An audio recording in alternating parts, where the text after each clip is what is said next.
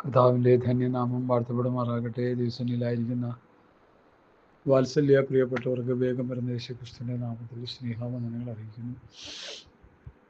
എഫേസ്യ ലേഖനം 2-ാം അധ്യായത്തിലെ വിഷയങ്ങളാണ് നമ്മൾ ധ്യാനിച്ചുകൊണ്ടിരിക്കുന്നത്. അവൻ മുഖാന്തരം നമുക്ക് പിതാവിലേക്ക് ഏകാത്മാവിനാൽ പ്രവേശനമുണ്ട് എന്നുള്ള 2-ാം അധ്യായത്തിൻ്റെ 18 വരെയുള്ള വാക്യങ്ങളാണ് നമ്മൾ ധ്യാനിച്ചത്. ഇനി അതിൻ്റെ 19, 20, 21, 22 വാക്യങ്ങൾ. പ്രിയ ദൈവമക്കളെ, എഫേസ്യ ലേഖനം എന്നുള്ളത് ലേഖനങ്ങളുടെ റാണി എന്നാണ് അതിന് പേര്. ലേഖനങ്ങളുടെ റാണി. ആത്മനിറവിൻ ജീവിതം ആണ് അതിൻ്റെ ആകത്തുക എന്ന് വേദപണ്ഡിതന്മാർ പറയുന്നു. അപ്പോൾ തന്നെ പല വിഷയങ്ങൾ ഏകോപിച്ചുകൊണ്ടുള്ള ഒരു ലേഖനമാണ് എഫേസ്യ ലേഖനം. എസ്പെഷ്യലി എഫേസ്യ ലേഖനത്തെ കുറിച്ച് എടുത്തു പറയാനായിട്ടുള്ളത് ദൈവസഭയുടെ ഉപദേഷ്ടാക്കന്മാരെ ഈ ലേഖനം വെളിപ്പെടുത്തി തരും. അതിൻ്റെ 4 അവൻ ചിലരുടെ അപ്പോസ്തലന്മാരായി, ചിലരുടെ പ്രവാചകന്മാരായി, ചില സുവിശേഷകന്മാരായി, ചില ഇടയന്മാരായി, ചില ഉപദേഷ്ടാക്കന്മാരായി നിയമിച്ചിരിക്കും. ദൈവം നിയമിച്ചു വെച്ച ഒരു കൂട്ടം ശുശ്രൂഷാ വൃന്ദങ്ങൾ. ഇന്നതൊക്കെ ഉണ്ടോയെന്ന് ചോദിച്ചാൽ എനിക്കറിയില്ല, വ്യക്തമായ മറുപടി പറയാനില്ല. ദൈവമാക്കി വെച്ചവർ, മനുഷ്യരാക്കി വെച്ചവർ, അല്ലെങ്കിൽ സംഘടനയാക്കി വെച്ചവർ, സ്വയം കയറിയാകുന്നവർ. 3 ഗ്രൂപ്പാണ് കർത്താവിൻ്റെ വേല ചെയ്യുന്നുവെന്ന് അവകാശപ്പെടുന്ന ശുശ്രൂഷാ വൃന്ദങ്ങൾ. ശ്രദ്ധിക്കണേ, ദൈവമാക്കി വെച്ചവർ, സംഘടനയാക്കി വെച്ചവർ, സ്വയം കയറി ചെയ്യുന്നവർ. ദൈവമാക്കി വെച്ചവൻ ദൈവത്തിൻ്റെ വചനം സംസാരിക്കും. ദൈവസന്ധിതയായവൻ ദൈവവചനം കേൾക്കുന്നു. യോഹന്നാൻ്റെ സുവിശേഷത്തിലുള്ള വചനങ്ങളാണ് ഞാൻ ഈ പറയാനിടയായത്. അപ്പോൾ ദൈവമാക്കി വെച്ചവർ ദൈവവചനം സംസാരിച്ചു കൊണ്ടിരിക്കും. അവർക്ക് ഊതിയിടാനും ഉന്തിയിടാനും കുറപ്പിക്കാനും ചിരിപ്പിക്കാനും ഛർദ്ദിപ്പിക്കാനും ഒന്നും അവർക്ക് കഴിയില്ല. കാരണം അത് വചനത്തിലില്ല. അപ്പം ഇങ്ങനെയാണ് നമ്മൾ ശുശ്രൂഷ മനസ്സിലാക്കുന്നത്. ഈയിടയ്ക്ക് ഇന്ത്യയിലെ ഏറ്റവും വലിയ പ്രസ്ഥാനം, അല്ലെങ്കിൽ കേരളത്തിലെ ഏറ്റവും വലിയ പ്രസ്ഥാനം, അതിൽ 40 വർഷം കർത്താവിൻ്റെ മഹത്വമുള്ള വേല ചെയ്തു വരുന്നു എന്ന് അവകാശപ്പെടുന്ന ഒരു കർത്താവിൻ്റെ വിലപ്പെട്ട ദാസൻ ഒരു ഇൻ്റർവ്യൂവിൽ താൻ പറഞ്ഞൊരു പ്രസ്താവന ഇന്ന് ആത്മീയ ഗോളം മുഴുവൻ ഓടിക്കൊണ്ടിരിക്കുക. താനിങ്ങനെയാണ് പറഞ്ഞത്: 40 വർഷമായി ഞാൻ കർത്താവിൻ്റെ വേല ചെയ്യുന്നു. ഞാൻ വിട്ടുപോകുന്നതായ പ്രസ്ഥാനവും ആ രീതികളും അതാണ് ശരിയെന്ന് എനിക്കിപ്പോൾ തോന്നുന്നു എന്ന് താൻ പറയാനിടയായി. അവിടെ നിന്നാ മതിയായിരുന്നു. പെന്തക്കോസ്ത് സമൂഹത്തിലെ ആത്മീക ലീഡർഷിപ്പ്, നേതൃത്വ നിരകൾ തകർന്ന് തരിപ്പണമായി കിടക്കുന്നുവെന്ന് താൻ പറയാനിടയായി. എനിക്ക് വലിയ ദുഃഖം തോന്നി, എനിക്ക് വലിയ വിഷമം തോന്നി. കാരണം ഒരു വയോവൃദ്ധനായ ഒരു മനുഷ്യൻ 40 വർഷം ഒരു പ്രസ്ഥാനത്തിൽ നിന്നിട്ട്, ഞാൻ ഈ പ്രസ്ഥാനത്തിലേക്ക് വന്നത് അബദ്ധമായിപ്പോയി, മണ്ടത്തരമായിപ്പോയി, എനിക്ക് വലിയ ഗുരുതരമായ വീഴ്ച സംഭവിച്ചു എന്ന് പറയുന്നതിൻ്റെ പ്രധാന കാരണം ആ പ്രസ്ഥാനത്തിൻ്റെ ലീഡർഷിപ്പിൻ്റെ നേതൃത്വ നിരകളിലുള്ളവർ ക്രമം കെട്ട് നടക്കുന്നു. ജഡീകന്മാരാണ്, അവരാത്മീകരല്ല. എൻ്റെ ഭാഷയിൽ ഞാനൊന്ന് പറഞ്ഞോട്ടെ, ദൈവമക്കൾ ക്ഷമിച്ചോണേ. പർവ്വതത്തിൽ പ്രമാണം വാങ്ങാൻ പോയ മോശ, ആ സമയം ലീഡർഷിപ്പ് അഹരോന് കിട്ടി. ആ മോശ പ്രമാണമായി വരുന്നവരെയുള്ള ആ സമയം ഈ ജനത്തെ നശിപ്പിച്ച് അവരുടെ കാഴ്ചപ്പാടുകളും ദർശനങ്ങളെല്ലാം മാറ്റിമറിച്ച് അവരെ വിഗ്രഹാരാധികളാക്കി മാറ്റിയ ചരിത്രം നമുക്ക് പുറപ്പാട് പുസ്തകത്തിൽ നിന്ന് പഠിക്കാൻ കഴിയും. പ്രിയ ദൈവമക്കളെ, ഞാൻ എന്തിനാണ് ഇത് പറഞ്ഞത്? ലീഡർഷിപ്പിലുള്ളവർ ദൈവവചന വ്യവസ്ഥ പ്രകാരം ശുശ്രൂഷകൾ ചെയ്യുന്നില്ല, വചനവ്യവസ്ഥ പ്രകാരം അവർ ജീവിക്കുന്നില്ല എങ്കിൽ അവർക്ക് അണികൾക്ക് രക്ഷപ്പെടാൻ പറ്റത്തില്ല. അതാ ഇന്ന് പെന്തക്കോസ്ത് കോളത്തിന് വന്നിരിക്കുന്ന തകർച്ച. ഞങ്ങൾ 10,000 ബ്രാഞ്ചസ് ഉണ്ട്, ഞങ്ങളിൽ 25,000 ബ്രാഞ്ചസ് ഉണ്ട്, ഞങ്ങളിൽ 8 ലക്ഷം പേരുണ്ട്, ഞങ്ങൾ ഇത്ര ലക്ഷം പേരുണ്ട്, ഞങ്ങളുടെ ആസ്തി ഇത്ര ഉണ്ടെന്നൊക്കെ പറഞ്ഞു കിടന്ന് അഹങ്കരിക്കുന്നതല്ലാതെ ആത്മീയരായിട്ടുള്ളവരാരും ഇതില് ഉണ്ടെന്ന് തോന്നുന്നില്ല. ആത്മീയർ വളരെ കുറവാണ്. മിസ്രയീമിൽ നിന്ന് പുറപ്പെട്ടതിൽ 2 പേര്, നോഹയുടെ കാലത്ത് 8 പേര് എന്ന് പറഞ്ഞതുപോലെ ഈ ലവോദിക്ക കാലഘട്ടത്തിൽ ദൈവസഭ എന്ന് പറയുന്ന ഗ്രൂപ്പുകൾ ദൈവവചന വ്യവസ്ഥ വിട്ടു പോവുകയും ജനത്തെ ആത്മീയ അന്ധതയിലേക്ക് നടത്തിക്കൊണ്ടിരിക്കുകയും ചെയ്യുന്ന ഒരു ദുരവസ്ഥ നമ്മൾ കണ്ടുകൊണ്ടിരിക്കുക. ഇതിനൊരു മാറ്റം വരണം, ഇതിനൊരു വ്യത്യാസം വരണം. അതിന് ഞാൻ നിർദ്ദേശിക്കുന്നത്, എനിക്ക് കർത്താവ് തന്ന വചന വെളിപ്പാട്, ആദിമ നൂറ്റാണ്ടിൽ കർത്താവ് തിരഞ്ഞെടുത്ത ശിഷ്യന്മാരെ പോലെ ഞാൻ നിങ്ങളോട് കൽപ്പിച്ചതൊക്കെ പ്രമാണിപ്പാൻ്റെ കൂടെ ഉപദേശിച്ചുകൊണ്ട് സകലജാതിയിലെ ശിഷ്യരാക്കിക്കൊള്ളുമെന്ന് കർത്താവ് പറഞ്ഞ ആ കൽപ്പന അനുസരിച്ച് കർത്താവിൻ്റെ കൂടെ നടന്ന തിന്നുകുടിച്ച് നടന്ന ശിഷ്യന്മാർ കർത്താവിൻ്റെ മഹത്വമുള്ള വേല ചെയ്തവർ രക്തസാക്ഷികളായി അവർ തിരശ്ശീലയ്ക്കകത്തേക്ക് പ്രവേശിച്ചു. അവർ നല്ല കരുത്തുള്ള ശുശ്രൂഷകന്മാരായിരുന്നു. ഞാൻ അവരെക്കുറിച്ച് തെസ്സലോനിക്ക ലേഖനത്തിൽ ഒരു വാക്യം ഹൃദയത്തിലേക്ക് വരുന്നുണ്ട്. ഞാനത് നിങ്ങളെ ഒന്ന് വായിച്ച് കേൾപ്പിക്കാൻ കർത്താവിൽ ശരണപ്പെടുക. ഹല്ലേലൂയ. സ്തോത്രം. തെസ്സലോനിക്ക ലേഖനം 1-ാം ലേഖനം. Praise the Lord. Hallelujah, hallelujah. അതിൻ്റെ 2-ാം അധ്യായത്തിൽ 1 മുതൽ വാക്യം ഞാനങ്ങ് വായിക്കാം. 3-4 വാക്യം. സഹോദരന്മാരെ, ഞങ്ങൾ നിങ്ങളുടെ അടുക്കൽ വന്നത് വ്യർത്ഥമായില്ല എന്ന് നിങ്ങൾ തന്നെ അറിയുന്നുവല്ലോ. നിങ്ങൾ അറിയും പോലെ ഞങ്ങൾ ഫിലിപ്പിയിൽ വെച്ച് കഷ്ടവും അപമാനവും അനുഭവിച്ചിട്ടും വലിയ പോരാട്ടത്തോടെ ദൈവത്തിൻ്റെ സുവിശേഷം നിങ്ങളോട് പ്രസംഗിപ്പാൻ ഞങ്ങൾ ദൈവത്തിൽ ധൈര്യപ്പെട്ടിരുന്നു. ഞങ്ങളുടെ പ്രബോധനം അബദ്ധത്തിൽ നിന്നോ അശുദ്ധിയിൽ നിന്നോ വ്യാജത്തോടെയോ വന്നതല്ല. ഞങ്ങളെ സുവിശേഷം പരമേൽപ്പിക്കേണ്ടതിന് ഞങ്ങൾ ദൈവത്തിന് കൊള്ളാകുന്നവരായി തെളിഞ്ഞതുപോലെ ഞങ്ങൾ മനുഷ്യരെയല്ല, ഞങ്ങളുടെ ഹൃദയം ശോധന ചെയ്യുന്ന ദൈവത്തെ അത്രയും പ്രസാദിപ്പിച്ചുകൊണ്ട് സംസാരിക്കുന്നത്. നിങ്ങൾ അറിയും പോലെ ഞങ്ങൾ ഒരിക്കലും മുഖസ്തുതിയോ ദ്രവ്യാഗ്രഹത്തിൻ്റെ ഉപായമോ പ്രയോഗിച്ചിട്ടില്ല. ദൈവം സാക്ഷി, ക്രിസ്തുവിൻ്റെ അപ്പോസ്തലന്മാർ എന്ന അവസ്ഥയ്ക്ക് ഘനത്തോടെ ഇരിപ്പാൻ കഴിവുണ്ടായിട്ടും ഞങ്ങൾ മനുഷ്യരോടാകട്ടെ, നിങ്ങളോടാകട്ടെ, മറ്റുള്ളവരോടാകട്ടെ മാനം അന്വേഷിച്ചില്ല. ഒത്തിരി ഉണ്ട്. അങ്ങോട്ട് വായിച്ച് പഠിച്ചു വരുമ്പോൾ കാര്യങ്ങളുടെ ഗൗരവം മനസ്സിലാവും.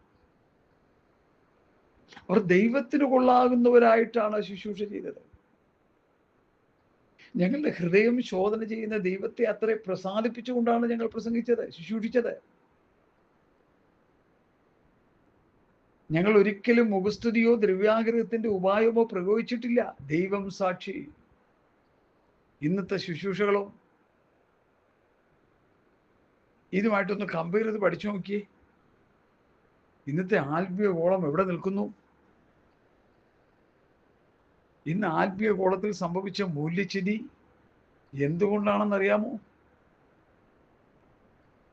അപ്പോസ്തലന്മാർ പഠിപ്പിച്ചതുപോലെ സഭയെ പഠിപ്പിക്കാത്തത് കൊണ്ട് പ്രസ്ഥാനം മുഴുവൻ ജഡീകന്മാരെ കൊണ്ട് നിറഞ്ഞു. കോടതിയും കേസും വഴക്കും തമ്മിത്തല്ലും. ഒരു ജനറൽ കൺവെൻഷൻ നടന്നു കഴിയണം പെന്തക്കോസ്തുകാരുടെ തനി സ്വഭാവം കാണണമെങ്കിൽ. കൺവെൻഷൻ കഴിഞ്ഞ് കണക്ക് ബോധിപ്പിക്കാൻ നേരത്താണ് വിശ്വാസത്തിൻ്റെ തീക്ഷ്ണത വെളിപ്പെടുന്നത്. എന്തിനേറെ പറയുന്നു, അപ്പോസ്തലന്മാരുടെ മാതൃക പിൻപറ്റുവാൻ ഇവിടെ ആളില്ല, സഭകളില്ല, പ്രസ്ഥാനങ്ങളില്ല. തങ്ങൾക്ക് ബോധിച്ചതുപോലെ അവർ കാര്യങ്ങൾ നടത്തിക്കൊണ്ടിരിക്കുക. എന്താന്ന് ചോദിച്ചാൽ, ദൈവമാക്കി വെച്ച് ശുശ്രൂഷകന്മാരില്ല ഇവിടെ. അവൻ ചിലരെ അപ്പോസ്തലന്മാരായി, പ്രവാചകന്മാരായി, സുവിശേഷന്മാരെ, ഇടയന്മാരെ, ഉപദേശകന്മാരെ നിയമിച്ചിരിക്കുന്നു. എഫെസ്യ ലേഖനം 4:11. അത് നാം എല്ലാവരും വിശ്വാസത്തിലും ദൈവത്തിനെ കുറിച്ചുള്ള പരിജ്ഞാനത്തിലുള്ള ഐക്യതയും തികഞ്ഞ പുരുഷത്വവും ക്രിസ്തുവിന്റെ സമ്പ്രദായ പ്രായത്തിന്റെ അളവും പ്രാപിക്കോളം വിശുദ്ധന്മാരുടെ യഥാസ്ഥാനത്തിനാലും ശിശുയുടെ വേലയ്ക്കും ക്രിസ്തുവിൻ്റെ ശരീരത്തിൻ്റെ ആത്മീയ വർധനവിനാകുന്നു. ദൈവം ആക്കി വെച്ച ശുശ്രൂഷ വൃന്ദങ്ങളുടെ ശുശ്രൂഷ കേട്ട് അനുഭവിച്ചാൽ മാത്രമേ വിശ്വാസത്തിൽ ദൈവപുത്രനെ കുറിച്ചുള്ള പരിജ്ഞാനത്തിൽ ഐക്യത, തികഞ്ഞ പുരുഷത്വം, ക്രിസ്തുവിന്റെ സമ്പ്രദായ പ്രായത്തിന്റെ അളവ്, വിശുദ്ധന്മാരുടെ ശുശ്രൂഷയുടെ വേലയ്ക്ക്, ക്രിസ്തുവിന്റെ ശരീരത്തിന്റെ ആത്മീയ വർധനവിന്. മനസ്സിലായോ? ഈ വക കാര്യങ്ങൾ ഇന്ന് നടക്കുന്നുണ്ടോ? എവിടെ നടക്കുന്നു? പൊളിച്ചെഴുതണം. അപ്പോസ്തലന്മാരുടെ ഉപദേശത്തിലേക്ക് വരണം സഭകൾ. ദൈവമാക്കി വെച്ച ശുശ്രൂഷ വൃന്ദങ്ങളുടെ ആത്മീയ നിലവാരത്തിലേക്ക് ഇന്നത്തെ ശുശ്രൂഷകന്മാർ വരണം. ഇല്ലെങ്കിൽ സംഭവിക്കുന്നത് വിശ്വാസ സമൂഹം അപ്പാടെ നശിച്ചു പോകും. ഈ വേദന ഹൃദയത്തിൽ ഏറ്റെടുത്തുകൊണ്ടാണ് ഞാൻ പറയുന്നത്. 40 വർഷം കർത്താവിൻ്റെ മഹത്വമുള്ള വേല ചെയ്ത ആ ബഹുമാനപ്പെട്ട ആദരണീയനായ പാസ്റ്റർ പറയുന്നു, ഞാൻ ഈ പ്രസ്ഥാനത്തിൽ വന്നത്, ഈ അനുഭവത്തിൽ വന്നത് മണ്ടത്തരമായി പോയി എന്ന് ഞാനിപ്പോൾ ചിന്തിക്കുന്നു. കാരണം എന്താ? നേതൃത്വ നിരകളുടെ വഴിപിടച്ച പോക്ക്. അഹരോനെ പോലെ, അല്ലെങ്കിൽ ലോത്തിനെ പോലെ, അല്ലെങ്കിൽ ദേമാസിനെ പോലെ. അവർക്കൊക്കെ ഓരോ ശുശ്രൂഷകളുണ്ട് കേട്ടോ. ദേമാസ് ലോകത്തെ സ്നേഹിയായിരുന്നു, ലോത്ത് നീരോട്ടം അന്വേഷിക്കുകയായിരുന്നു. അഹരോൻ ജനത്തെ കെട്ടഴിച്ചു വിട്ടു, വ്യവസ്ഥയിൽ നിന്ന് കെട്ടഴിച്ചു വിട്ടു. അങ്ങനെ തന്നെ എഴുതിയേക്കുന്ന പുസ്തകത്തിൽ കെട്ടഴിഞ്ഞവരായി. ഞാൻ ഈ എഫേസ് ലേഖനം 2:19, 19, 20, 21, 22 വാക്യത്തിലേക്ക് ഞാൻ വരാം. എൻ്റെ സമയം ഞാൻ വേഗത്തിൽ എന്നെ ഏൽപ്പിച്ച വചനത്തിലേക്ക് പ്രവേശിക്കട്ടെ. ആകയാൽ നിങ്ങൾ ഇനി അന്യന്മാരും പരദേശികളുമല്ല, വിശുദ്ധന്മാരുടെ സഹപൗരന്മാരും ദൈവത്തിൻ്റെ ഭവനക്കാരും അത്രേ. നമ്മൾ ദൈവഭവനത്തിലെ അംഗങ്ങളായി. നമ്മുടെ കുടുംബത്തിൽ ആരെങ്കിലും ഒരു മന്ത്രിയോ ഒരു MLA ഉണ്ടെങ്കിലും നമ്മൾ പറഞ്ഞ് അഹങ്കരിക്കും, അല്ലേ? എൻ്റെ ഇന്നയാള്, എൻ്റെ ഇന്നയാള്. വേണ്ട. നമ്മുടെ മക്കൾ വിദേശത്ത് ജോലി ചെയ്യുന്നെങ്കിൽ ആരോടെ കേട്ടാലും പറയും, എൻ്റെ മക്കൾ ഇന്ന സ്ഥലത്ത് ജോലി, ഇന്ന സ്ഥലത്ത് അങ്ങ് പറഞ്ഞോളുക. ഗുണം പിടിക്കാത്തതാണെങ്കിലും അങ്ങ് നമ്മൾ പറഞ്ഞങ്ങ് അഹങ്കരിക്കുക ചെയ്യുന്നത്. അല്ലല്ലോ. അവർ ആത്മീകരാണോ എന്ന് ചോദിച്ചാൽ, അതൊന്നും ആത്മീകരൊന്നുമല്ല. പിന്നെ എന്തിനാ ഈ പറയുന്നേ? അവരെ ഓർത്ത് കരയേ. നിങ്ങളെ നിങ്ങളുടെ സന്തതികൾ ഓർത്ത് കരയുമെന്ന് കർത്താവ് പറഞ്ഞത് എത്ര സത്യം. ഹല്ലേലൂയ. ദൈവവചന വ്യവസ്ഥപ്രകാരം ജീവിക്കുമ്പോൾ നമ്മൾ ദൈവ കുടുംബത്തിലെ അംഗങ്ങളാണെന്നാ പൗലോസ് പഠിപ്പിക്കുന്നേ. ക്രിസ്തുവിൽ ഒരേ പുതുമനുഷ്യനാക്കി തീർത്ത നമ്മളിപ്പോൾ ദൈവ കുടുംബത്തിലെ അംഗങ്ങളായി മാറി. ഹല്ലേലൂയ. പിതാവ്, പുത്രൻ, പരിശുദ്ധാത്മാവിന്റെ സാന്നിധ്യം അനുഭവിച്ച് ജീവിക്കുന്ന ഒരു ദൈവപൈതലായി നമ്മൾ തീർന്നു. നമുക്കൊരു കുടുംബമുണ്ട്. പിതാവ്, പുത്രൻ, പരിശുദ്ധാത്മാവ് എന്ന ത്രിയേക ദൈവത്തിന്റെ സാന്നിധ്യം അനുഭവിച്ച് ജീവിക്കുന്നവരാണ് നമ്മൾ. ഹല്ലേലൂയ. നമുക്കൊരു പിതാവുണ്ട്. നമ്മുടെ ആവശ്യങ്ങൾ ദൈവസന്നിധിയിൽ ഏൽപ്പിച്ചു കൊടുത്ത് ആവശ്യങ്ങൾ നിറവേറ്റപ്പെടാൻ ഒരു പിതാവ് നമുക്കുണ്ട്. ഒരു സ്വർഗീയ പിതാവ് നമുക്കുണ്ട്. നാം ദൈവ കുടുംബത്തിലെ അംഗങ്ങളാണെന്ന് ആ പൗലോസിന്റെ പഠിപ്പിക്കൽ. ഞാൻ അവിടെ നിൽക്കുന്നില്ല, ഘനമായ വിഷയത്തിലേക്ക് ഞാൻ വരിക. യേശുക്രിസ്തു തന്നെ മൂലക്കല്ലായിരിക്കെ നിങ്ങളെ അപ്പോസ്തലന്മാരും പ്രവാചകന്മാരും എന്ന അടിസ്ഥാനത്തിന്മേൽ പണിതിരിക്കുന്നു. അവനിൽ കെട്ടിടം മുഴുവൻ യുക്തമായി ചേർന്ന് കർത്താവ് വിശുദ്ധ മന്ദിരമായി വളരുന്നു. അവനിൽ നിങ്ങളെയും ദൈവത്തിന്റെ നിവാസമാകേണ്ടതിന് ആത്മാവിനാൽ ഒന്നിച്ചു പണിതു വരുന്നു. ഈ വിഷയം ഒന്ന് തെളിയിക്കാനായിട്ട് പ്രവൃത്തി പുസ്തകത്തിലേക്ക് എനിക്ക് പോയേ പറ്റൂ. പ്രവൃത്തി പുസ്തകം അതിൻ്റെ 4-ാം അധ്യായത്തിലേക്ക് വരുമ്പോൾ, ഹല്ലേലൂയ, നിങ്ങൾ ക്രൂശിച്ചവനും, അതിൻ്റെ 4:10 മുതൽ, ദൈവം മരിച്ചവരിൽ നിന്ന് ഉയർപ്പിച്ചവനുമായ നസറായനായ യേശുക്രിസ്തുവിൻ്റെ നാമത്തിൽ തന്നെ അവൻ സൗഖ്യമുള്ളവനായി നിങ്ങളുടെ മുമ്പിൽ നിൽക്കുന്നു എന്ന് നിങ്ങൾ എല്ലാവരും ഇസ്രായേൽ ജനമൊക്കെ അറിഞ്ഞുകൊള്ളുവിൻ. 3-ാം അധ്യായത്തിലെ സുന്ദരമെന്ന ദേവാലയ വാതിക്കലിരുന്നവൻ്റെ സൗഖ്യത്തോടനുബന്ധിച്ചാണ് ഈ വിഷയം വരുന്നത്. 4-ാം അധ്യായത്തിൽ വന്നപ്പോൾ ആ വിഷയത്തെക്കുറിച്ച് പറഞ്ഞിട്ട് അടുത്ത് പറയുന്നത് ശ്രദ്ധിക്കുക, അതിൻ്റെ 11-ാമത്തെ വാക്യം. വീട് പണിയുന്നവരായ നിങ്ങൾ തള്ളിക്കളഞ്ഞിട്ട് കോണിൻ്റെ മൂലക്കല്ലായി തീർന്ന ഇവൻ തന്നെ. യേശുക്രിസ്തുവിനെ കുറിച്ച് പറയുക, കോണിൻ്റെ മൂലക്കല്ല്. മറ്റൊരുത്തലും രക്ഷയില്ല, നാം രക്ഷിക്കപ്പെടുവാൻ ആകാശത്തിന് കീഴിൽ മനുഷ്യരുടെ ഇടയിൽ നൽകപ്പെട്ട വേറൊരു നാമമില്ല. ഹല്ലേലൂയ. ഇവിടെ സ്തോത്രം, ഇവിടെ എന്താ എഴുതിയിരിക്കുന്നത്? യേശുക്രിസ്തു തന്നെ മൂലക്കല്ലായിരിക്കെ. കണ്ടോ, മൂലക്കല്ല്. പത്രോസിന്റെ പ്രസംഗത്തിലെ പ്രസിദ്ധമായ ഒരു വിഷയമാണ് മൂലക്കല്ല്. മറ്റൊരുത്തലും രക്ഷയില്ല, നാം രക്ഷിക്കപ്പെടുവാൻ ആകാശത്തിന് ഭൂമിയുടെ നൽകപ്പെട്ട വേറൊരു നാമമില്ല. വീട് പണിയുന്നവരായ നിങ്ങൾ തള്ളിക്കളഞ്ഞിട്ട് കോണിന്റെ മൂലക്കല്ലായി തീർന്ന ഇവൻ തന്നെ. അപ്പോ ദൈവസഭയുടെ മൂലക്കല്ല് യേശുക്രിസ്തു. നിങ്ങൾ ദൈവത്തിന്റെ മന്ദിരം വന്നും ദൈവത്തിന്റെ ആത്മാവ് നിങ്ങൾ വസിക്കുന്നുവെന്നും നിങ്ങൾ അറിയുന്നില്ലയോ? ആ നിലയിലൊരു പഠനമാണ് ഇവിടെ കിടക്കുന്നത്. പൗലൂസിന്റെ 3 പഠിപ്പിക്കലാണ്: സഭ ക്രിസ്തുവിന്റെ ശരീരം, സഭ കന്യക അല്ലെങ്കിൽ മണവാട്ടി, സഭ കെട്ടിടം. നിങ്ങൾ ദൈവത്തിന്റെ മന്ദിരം വന്നും ദൈവത്തിന്റെ ആത്മാവ് നിങ്ങൾ വസിക്കുന്നു നിങ്ങൾ അറിയുന്നില്ലയോ? ഇതൊന്നും ആരും പ്രസംഗിക്കുന്നില്ല ഇന്ന്. ഈ 3 വിഷയങ്ങൾ ഇടവിടാതെ പ്രസംഗിച്ച് ജനത്തെ കേൾപ്പിച്ച് അവരെ ആത്മീയമായി ഉത്സാഹിച്ച് വളർത്തിയെടുത്താൽ ജനം ആത്മീകരാകും. ഇവിടെ സങ്കീർത്തനം വിടാൻ ആൾക്കാർക്ക് സമയമില്ല. പാസ്റ്റർമാർക്ക് പി.എൻ. ജോസഫ് എന്ന് പറഞ്ഞ കർത്താവിൻ്റെ ഒരു വിലപ്പെട്ട ദാസൻ IPC ഉണ്ടായിരുന്നു. അദ്ദേഹം പറഞ്ഞ സ്റ്റേറ്റ്മെന്റ് ഞാൻ ഇപ്പോഴും ഓർക്കുന്നുണ്ട്. അദ്ദേഹം ഇങ്ങനെയാ പറഞ്ഞത്: സങ്കീർത്തന പുസ്തകം വേദപുസ്തകത്തിൽ ഇല്ലെങ്കിൽ നമ്മുടെ പാസ്റ്റർമാർക്ക് പ്രസംഗമില്ല. അദ്ദേഹം പറഞ്ഞതിൻ്റെ അർത്ഥം മനസ്സിലായി കാണുമല്ലോ. പുതിയ നിയമത്തിലെ കാതലായ ഉപദേശങ്ങൾ പഠിപ്പിക്കാതെ കെട്ടുകഥ, കഴിവിക്കഥ, നിർമ്മിത കഥ, സങ്കല്പകഥ ഇതൊക്കെ പറഞ്ഞ് ജനത്തെ ഇട്ട് ഇളക്കി, പാര കൊണ്ട് കുത്തി ഇളക്കുന്ന പോലെ കുത്തി ഇളക്കി മറിച്ച് ജനത്തെ ജഡീക സന്തോഷത്തിലേക്കും ജഡീകമായ അവസ്ഥയിലേക്കും ജനത്തെ വളർത്തിക്കൊണ്ടിരിക്കുക. ജനം ആത്മീയരാകുന്നില്ല. ക്രിസ്തുവിൻ്റെ സ്വഭാവം, ക്രിസ്തുവിൻ്റെ മനസ്സും അവർക്കുണ്ടാകുന്നില്ല.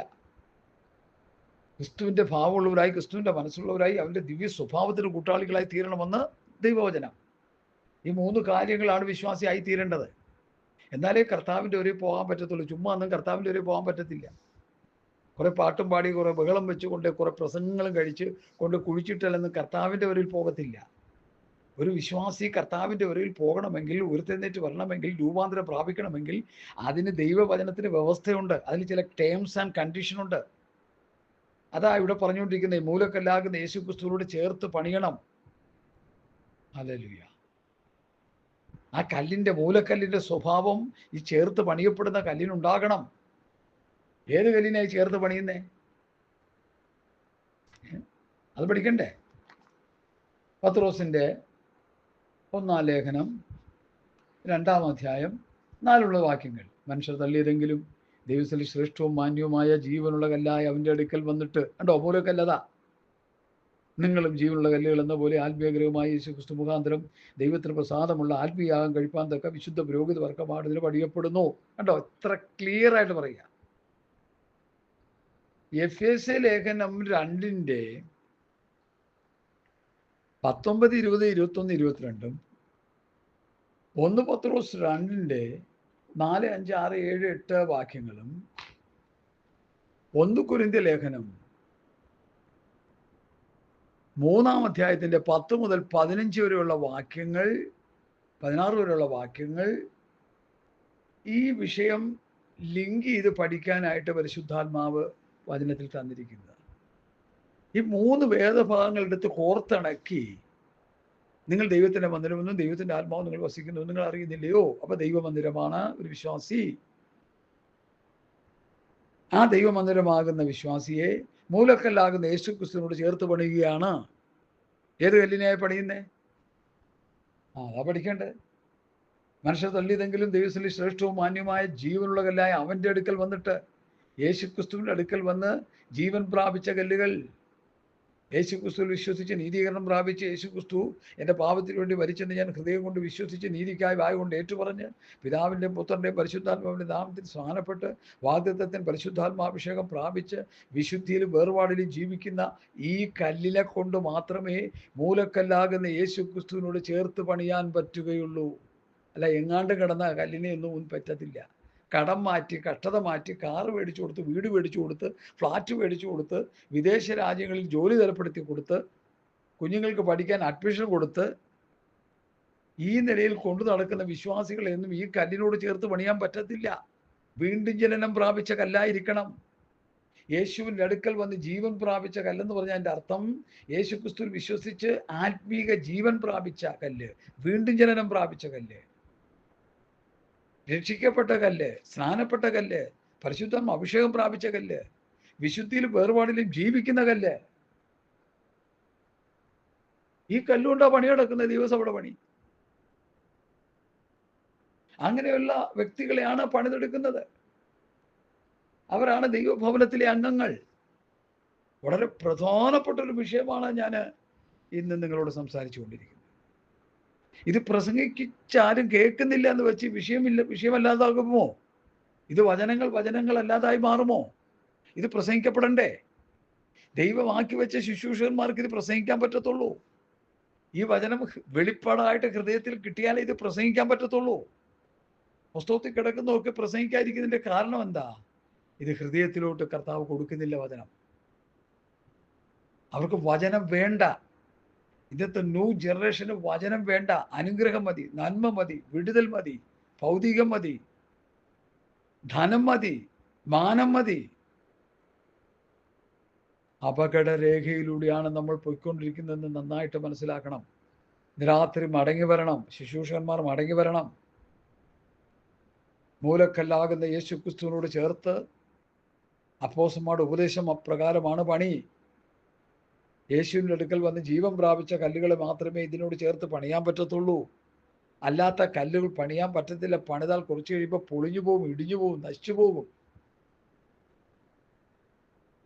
കർത്താവിൻ്റെ സന്നിധിയിൽ വന്ന് വീണ്ടും ജനനം പ്രാപിച്ച് വേർപാടും വിശുദ്ധിയുമുള്ള കല്ലുകൾ, അതവിടെ എഴുതിയിരിക്കുന്നത്. മനുഷ്യർ തള്ളിയതെങ്കിലും ദൈവത്തിൻ്റെ സന്നിധിയിൽ ശ്രേഷ്ഠവും മാന്യമായ ജീവനുള്ള കല്ലായ അവൻ്റെ അടുക്കൽ വന്നിട്ട് നിങ്ങളും ജീവനുള്ള കല്ലുകൾ എന്ന പോലെ ആത്മീയ ഗൃഹമായി യേശുക്രിസ്തു മുഖാന്തരം ദൈവത്തിന് പ്രസാദമുള്ള ആത്മീയാഗം കഴിപ്പാൻ തക്ക വിശുദ്ധ പുരോഹിത വർഗമായിട്ട് പണിയപ്പെടുന്നു. ഞാൻ ശ്രേഷ്ഠവും മാന്യമായ മൂലക്കല്ല് സിയോനിലിടുന്നു, അവനിൽ വിശ്വസിക്കുന്നവൻ ലജ്ജിച്ചു പോകുകയില്ല എന്ന് തിരുവെഴുത്തിൽ കാണുന്നുവല്ലോ. അപ്പൊ യേശു ക്രിസ്തുവാണ് മൂലക്കല്ല്. ആ മൂലക്കല്ലിനോട് ചേർത്ത് യേശുവിൻ്റെ അടുക്കൽ വന്ന് ജീവൻ പ്രാപിച്ച കല്ലുകളെയാണ് പണിയുന്നത്. ഹല്ലേലൂയ. അല്ല, ഏതിലേയും പോകുന്ന കല്ലുകളല്ല പ്രിയമുള്ളവരെ. ഇത് ശരിക്കും മനസ്സിലാക്കണം, ഇത് ശരിക്കും പഠിച്ചെടുക്കണം.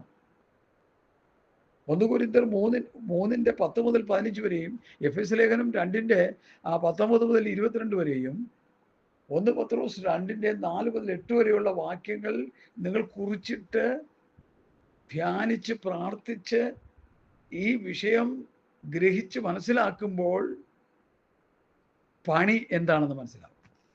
ഇനി 1 കൊരിന്ത്യർ ലേഖനം 3-ാം അധ്യായത്തിലേക്ക് ഞാൻ വരാം. അവിടുത്തെ ഒരു പ്രധാന വിഷയം, ഈ വിഷയവുമായിട്ട് ബന്ധപ്പെട്ട ആ ഭാഗം നമുക്കൊന്ന് ധ്യാനിക്കാം. 3:10 മുതൽ 15 വരെ. ഇതെല്ലാവരും 1-2 പ്രാവശ്യങ്ങൾ വെച്ച് കേട്ട് ഈ കാര്യം ഗ്രഹിക്കണമേ എന്ന് ഞാൻ കർത്താവിൻ്റെ നാമത്തിൽ നിങ്ങളോട് അപേക്ഷിക്കുന്നു.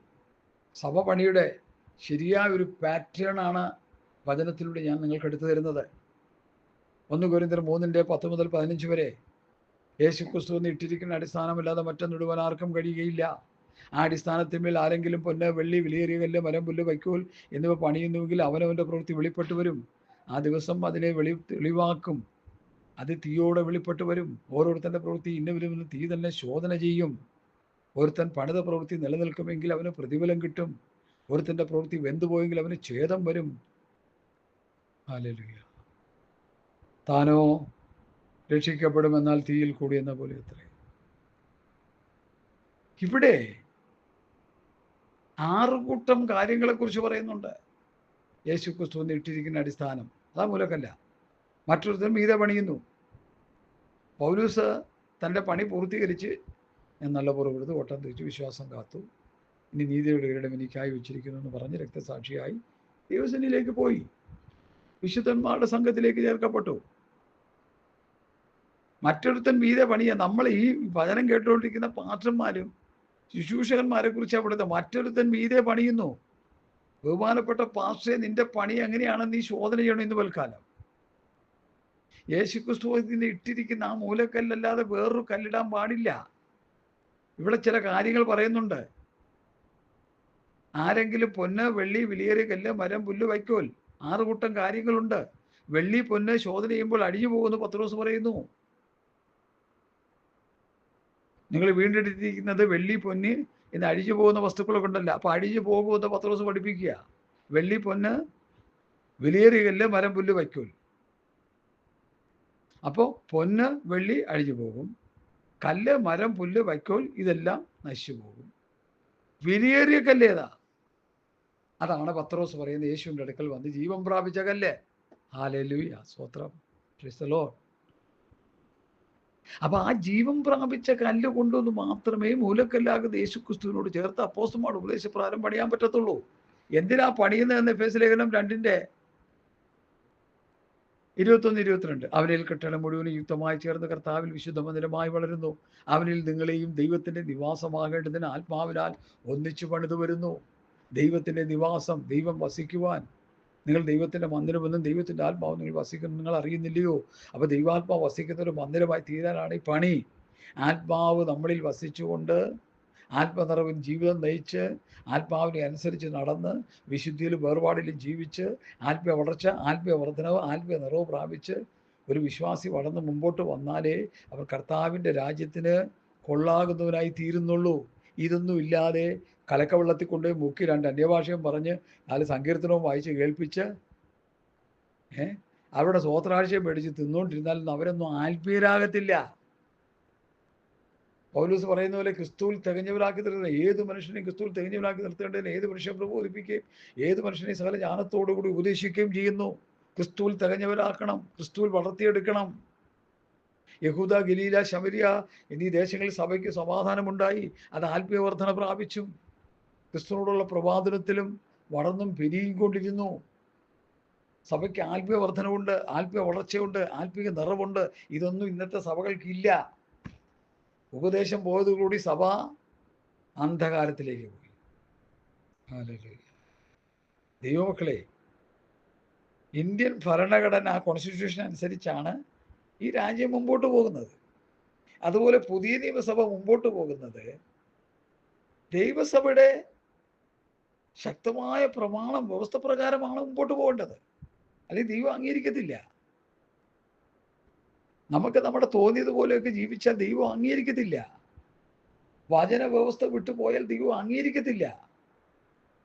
എന്നെ കർത്താവെ കർത്താവെ എന്ന് വിളിക്കുന്ന ഏവനുമല്ല സ്വർഗസ്നായ പിതാവിന്റെ ഇഷ്ടം ചെയ്തത്തെ സ്വർഗരാജ്യത്തിൽ കിടക്കുന്നത്. പിതാവിന്റെ ഇഷ്ടം ചെയ്യണം. പിതാവിന്റെ ഇഷ്ടം 1 തെസ്സലോനി 5:13 മുതൽ അവസാനം വരെയുള്ള ഭാഗങ്ങൾ ഒരു 10-16 കൂട്ടം കാര്യങ്ങളുണ്ട്. അതൊന്ന് വായിച്ച് പഠിച്ചോണം. പറയാൻ സമയമില്ല. ഹല്ലേലൂയ. സ്വർഗരാജ്യം, ദൈവരാജ്യം എന്നുള്ളത് വെറുതെ ആർക്കും കിട്ടത്തില്ല. അതിന് പണിയുണ്ട്, അതിന് വേർപാട് വേണം, അതിന് വിശുദ്ധി വേണം, അതിന് ഉപദേശം കൊണ്ടുള്ള ഒരു വളർച്ച വേണം. നിങ്ങൾ പാപത്തിന്റെ ദാസന്മാരായിരുന്നുവെങ്കിലും പഠിപ്പിച്ച ഉപദേശിക്കുമ്പോൾ ഹൃദയപൂർവ്വം അനുസരിച്ച് പാപത്തെ സ്വാതന്ത്ര്യം പ്രാപിച്ച് നീതിക്ക് ദാസനായി. നീതി ചെയ്ത് വിശുദ്ധീകരണം പ്രാപിച്ചുകൊണ്ടിരിക്കുമ്പോഴാണ് നിത്യജീവനിലേക്ക് പോകുന്നത്. പാപം ചെയ്താൽ ലജ്ജ, അതിൻ്റെ അവസാനം മരണം. നീതി ചെയ്യുമ്പോൾ വിശുദ്ധീകരണം, അതിൻ്റെ അവസാനം നിത്യജീവൻ. അതാണ് റോമാലേഖനം 6-ാം അധ്യായത്തിൻ്റെ അവസാന ഭാഗങ്ങളിൽ പൗലോസ് പഠിപ്പിക്കുന്നത്. ഇത് ആരുടെയും തലയിലോട്ട് കയറിയിട്ടില്ല ഇതുവരെ. എന്താ കാര്യം? വചനം ഫലമേൽപ്പിച്ച ദൈവവൃത്യന്മാരിൽ നിന്ന് വചനം പഠിക്കാതെ പോയി. പലസ്തീൻ നാട്ടിൽ കിടന്ന മണ്ടോക്കോ സ്വാമികളായ കർത്താവിൻ്റെ ശിഷ്യന്മാരെന്ന് പറഞ്ഞ ആ 30 സഹോദരങ്ങൾ കർത്താവിൽ നിന്ന് 3.5 വർഷം പഠിച്ചിട്ട് അവർ ഈ ലോകത്തെ കീഴ്മേൽ മറിച്ചു. ഇതാ ഭൂലോകത്തെ കീഴ്മേൽ മറിക്കുന്നവർ ഇവിടെയും വന്നുവല്ലോ എന്ന് പ്രവൃത്തി പുസ്തകത്തിൽ നമുക്ക് കാണാൻ കഴിയുന്നു.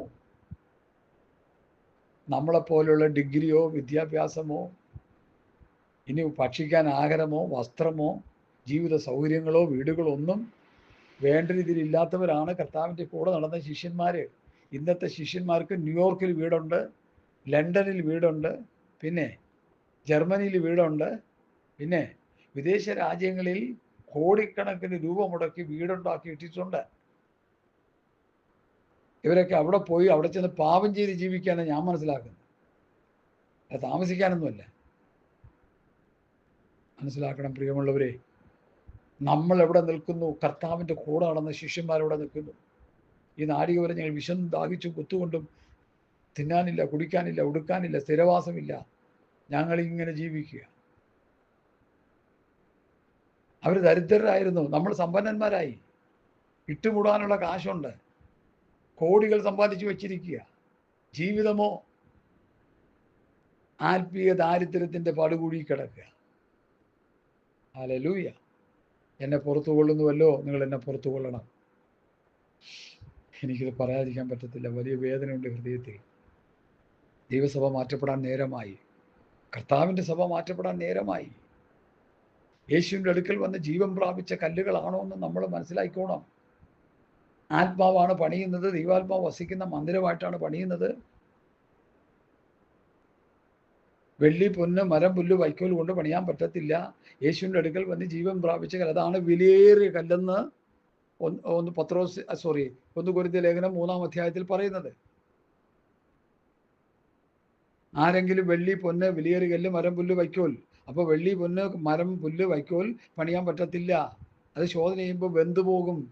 എന്നാൽ വിലയേറിയ കല്ല്, യേശുവിൻ്റെ അടുക്കൽ വന്ന് ജീവൻ പ്രാപിച്ച വിലയേറിയ കല്ലായ ദൈവ പൈതൽ, പ്രതികൂലങ്ങളും പോരാട്ടങ്ങളും വെല്ലുവിളികളും അഗ്നി സമാനമായ പ്രശ്നങ്ങൾ വന്നാലും അത് വെന്തു പോകത്തില്ല, ദഹിച്ചു പോകത്തില്ല. കാരണം എന്താ? ആ തീയിൽ കുരുത്തതാ. കർത്താവാണ് ആ കല്ലിൻ്റെ സ്വത്രം യഥാർത്ഥ ഉടമസ്ഥൻ. യേശുക്രിസ്തുവിനോട് ചേർത്ത് പണിയപ്പെടുന്ന കല്ല അത്. കർത്താവുമായിട്ടുള്ള ബന്ധം ആ കല്ലിനുണ്ട്. കർത്താവുമായിട്ടൊരു പ്രാർത്ഥനാ ജീവിതം, വിശുദ്ധ ജീവിതം, വേർപാട്, ഇതൊക്കെ ഈ കല്ലിനുണ്ട്. കർത്താവിനുള്ള സദ്ഗുണങ്ങളെല്ലാം ഈ കല്ലിനുണ്ട്. കർത്താവിൻ്റെ സ്വഭാവം ഈ കല്ലിലുണ്ട്. കർത്താവിൻ്റെ മനസ്സ് ഈ കല്ലിനുണ്ട്. ഹല്ലേലൂയ. സ്തോത്രം, സ്തോത്രം, സ്തോത്രം. ക്രിസ്തുവിൻ്റെ ഭാവം ഈ കല്ലിനുണ്ട്. 3 കൂട്ടം കാര്യങ്ങളാണ്. ക്രിസ്തുവിൻ്റെ ഭാവം, ക്രിസ്തുവിൻ്റെ മനസ്സ്, അവൻ്റെ ദിവ്യ സ്വഭാവം. ആ കല്ലിനോട് ചേർത്ത് പണിയപ്പെടുമ്പോൾ ഈ കല്ലിന് ഈ സ്വഭാവം ഉണ്ടായിരിക്കണം. അല്ലെങ്കിൽ ഒരു പ്രയോജനവുമില്ല. ഒരു വിശ്വാസിയായിട്ട് ഈ ഭൂമിയിൽ ജീവിച്ച് നശിച്ച് നരകാഗ്നിയിലേക്ക് പോകാം. ഞാൻ ഈ പറയുന്ന സബ്ജക്റ്റ് 1 കൊരിന്ത്യർ ലേഖനം 3-10 മുതൽ 15 വരെയും, എഫേസ്യ ലേഖനം 2-19, 20, 21, 22 വാക്യവും, 1 പത്രോസ് 2-4, 5, 6, 7, 8 വാക്യങ്ങളും കോർത്തിണക്കി നമ്മൾ പഠിക്കുമ്പോൾ യേശുവിൻ്റെ അടുക്കൽ വന്ന് ജീവൻ പ്രാപിച്ച കല്ലുകളെ കൊണ്ടാണ് മൂലക്കല്ലോട് ചേർത്ത് പണിയപ്പെടുന്നത്. എന്തിനാ പണിയപ്പെടുന്ന എഫേസ്യ ലേഖനം? കെട്ടിടം മുഴുവനും യുക്തമായി ചേർന്ന് കർത്താവിൽ വിശുദ്ധ മന്ദിരമായി വളരുന്നു. അവനിൽ നിങ്ങളെയും ദൈവത്തിൻ്റെ നിവാസമാകേണ്ടതിന്, ദൈവം വസിക്കേണ്ടതിന്, ദൈവാത്മാവ് വസിക്കുന്ന മന്ദിരമാണ് ഈ പണിതുകൊണ്ടിരിക്കുന്നത്. ദൈവാത്മാവ് വസിക്കുന്ന ഒരു മന്ദിരമായി, ദൈവത്തിൻ്റെ ഇഷ്ടം ചെയ്യുന്ന ഒരു കല്ലായി തീർന്നാലേ സ്വർഗത്ത് പോകാൻ പറ്റത്തുള്ളൂ. പേർ വിളിക്കും നേരം കാണും എൻ പേര് വന്ന് ഒരു പാവം പിടിച്ച അമ്മച്ചിയുടെ മരണശുശ്രൂഷയിൽ ഏറ്റുപാടിയതിന് കണക്കില്ല. ഇത്ര പ്രാവശ്യം പാടിയത് കണക്കില്ല. തച്ചിനിരുന്നങ്ങ് പാടുകയാണ്. പാട്ടുപാടി ആർക്കും സ്വർഗത്തിൽ നിന്ന് കൊണ്ടുപോകാൻ പറ്റത്തില്ല. പൗലോസ് ശീലാസും കാരാഗ്രഹത്തിൽ കിടന്ന പോലെ ആത്മാവിൽ പാടണം. ഇത് ബുദ്ധി കൊണ്ടുള്ള പാട്ട് നമ്മളെ ജഡികന്മാരാക്കി തീർക്കുകയാണ്. അതുകൊണ്ടാണ് ഞാൻ പറയുന്നത്, ആത്മാനിറവിൽ ജീവിക്കുക, ആത്മാവിൽ ആരാധിക്കുക, ആത്മാവിൽ പാടുക, ആത്മാവിൽ പ്രാർത്ഥിക്കുക, ആത്മഫലങ്ങൾ പുറപ്പെടുവിക്കുക, ആത്മാവിനനുസരിച്ച് നടക്കുക, ആത്മസ്വഭാവമുള്ളവരായി തീരുക. ഇല്ലാതെ ഏത് സ്വർഗമാണ് നമുക്കുള്ളത്? പോട്ടെ, ഞാൻ വിഷയത്തിലേക്ക് വന്ന് കൺക്ലൂഷൻ ചെയ്യാൻ താല്പര്യപ്പെടുക. എഫേസ്യ ലേഖനം 2 അവസാന വാക്യങ്ങളാണ് നമ്മൾ വായിച്ചത്. ആകയാൽ നിങ്ങൾ ഇനി അന്യന്മാരും പ്രദേശികളുമല്ല, വിശുദ്ധന്മാരുടെ സഹോദരന്മാരും ദൈവത്തിൻ്റെ ഭവനക്കാരും അത്രേ. യേശുക്രിസ്തുവിൻ്റെ മൂലക്കല്ലായിരിക്കും നിങ്ങൾ അപ്പോസ്തലന്മാരും പ്രവാചകന്മാരും എന്ന അടിസ്ഥാനത്തിൽ പണിതിരിക്കുന്നു. അവനിൽ കെട്ടിടം മുഴുവനും യുക്തമായി ചേർന്ന് കർത്താവിൽ വിശുദ്ധ മന്ദിരമായി വളരുന്നു. അവനിൽ നിങ്ങളെയും ദൈവത്തിൻ്റെ നിവാസമാകേണ്ടതിന്, ദൈവം വസിക്കുന്ന ഒരു കല്ലായി തീരേണ്ടതിന്, ഒരു വ്യക്തിത്വമായി തീരേണ്ടതിന് നിങ്ങളെയും ആത്മാവിനാൽ ഒന്നിച്ച് പണിത് വരുന്നു. യേശുവിൻ്റെ അടുക്കൽ വന്ന് ജീവൻ പ്രാപിച്ച കല്ലുകളെ ആണ് ഈ മൂലക്കല്ലാകുന്ന യേശുക്രിസ്തുവിനോട് ചേർത്ത് പണിയാൻ പറ്റത്തുള്ളൂ. അല്ലാത്ത കല്ലുകൾക്കൊന്നും പണിയാൻ പറ്റത്തില്ല. കടം മാറ്റി, കഷ്ടത മാറ്റി, ജോലി മേടിച്ചു കൊടുത്തൊന്നും പണി നടക്കില്ല. യഥാർത്ഥമായൊരു വീണ്ടും ജനനം, യഥാർത്ഥമായൊരു മാനസാന്തരം, യഥാർത്ഥമായ രൂപാന്തരം, റിപ്പൻഡൻ്റ് ആൻഡ് ബാപ്റ്റിസം, മാനസാന്തരപ്പെട്ട് സ്ഥാനപ്പെടണം. എൻ്റെ ഒരു സ്നേഹിതൻ പറഞ്ഞ വാക്ക് ഞാൻ ഓർത്തുപോയി. അപ്പനമ്മമാർ പ്രാർത്ഥിച്ചുകൊണ്ടിരിക്കുക മക്കളെ സ്ഥാനപ്പെടുത്താൻ. എൻ്റെ കുഞ്ഞ് സ്ഥാനപ്പെടണം, എൻ്റെ കുഞ്ഞ് സ്ഥാനപ്പെടണം. എടാ, ഈ കുഞ്ഞ് ഗുണംപ്പെട്ടതാണോ? ഇത് മാനസാന്തരപ്പെട്ടതാണോ? ഇത് പാപ വഴികളെ വിട്ട് ജീവിക്കുന്ന കല്ലുകളാണോ ഇത്? അങ്ങനെയെങ്കിൽ കുഴപ്പമില്ല, കൂട്ടിച്ചേർത്ത് പണിയാം. ഹല്ലേലൂയ. ഞാൻ ഭയത്തോടെ നടുക്കത്തോടെ, നിങ്ങളുടെ വിശ്വാസത്തിന് മനുഷ്യരുടെ ജ്ഞാനമല്ല ദൈവത്തിൻ്റെ ശക്തി തന്നെ ആധാരമായിരിക്കേണ്ടതിന് എൻ്റെ പ്രസംഗം കേട്ട് നിങ്ങൾ കർത്താവിൽ വിശ്വസിക്കേണ്ട, ദൈവവചനം കേട്ടോണം വിശ്വസിക്കുവാൻ. പ്രസംഗം വിവിധ നിലയിലാണ് നടക്കുന്നത് ഇന്ന്. യൂട്യൂബിൽ പ്രസംഗിച്ച് മാസം തോറും 1,00,000 രൂപ മേടിക്കുന്ന ഒരു പാസ്റ്ററെ എനിക്കറിയാം. യൂട്യൂബിൽ പ്രസംഗം അപ്ലോഡ് ചെയ്തിട്ട് ലക്ഷക്കണക്കിന് രൂപ മേടിക്കുന്നവരുണ്ടാകാം.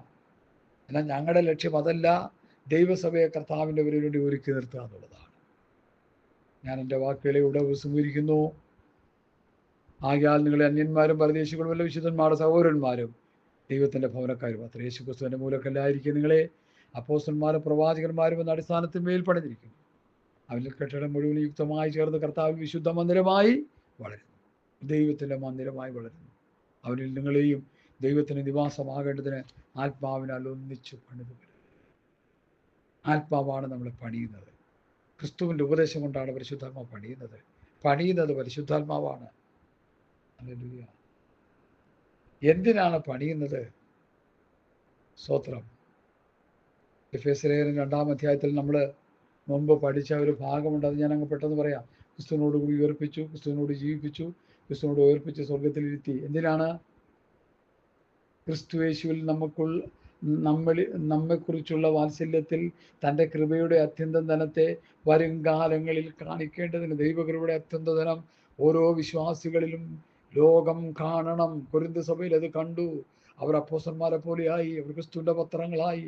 ആ നിലവാരത്തിലേക്ക് സഭകൾ, വിശ്വാസികൾ വരണം. അല്ലെങ്കിൽ കർത്താവിൻ്റെ ഉരയിൽ പോകാൻ പറ്റിയെന്ന് വരില്ല. പിന്നെ ഇവിടെ കിടന്ന് കയ്യും കാലിട്ട് അടിച്ചിട്ട് കഥയില്ല. ഹല്ലേലൂയ. കർത്താവ് ഈ വചനങ്ങളാൽ നമ്മെ അനുഗ്രഹിക്കട്ടെ. സമയം ഒത്തിരി പോയി, പെട്ടെന്ന് ഞാൻ ചവിട്ടി നിർത്തുക. സന്ദർഭോചിതമായി ഈ വിഷയങ്ങൾ വരുമ്പോൾ പിന്നെയും നമ്മൾ പഠിക്കും. ഇന്ന് രാത്രി കേട്ട വചനത്തിന് മുമ്പാകെ നമുക്ക് നമ്മെ തന്നെ സമർപ്പിച്ച് സ്തോത്രം ചെയ്യാം. സ്തോത്രം, സ്തോത്രം, സ്തോത്രം, സ്തോത്രം, സ്തോത്രം, സ്തോത്രം. ഹല്ലേലൂയ.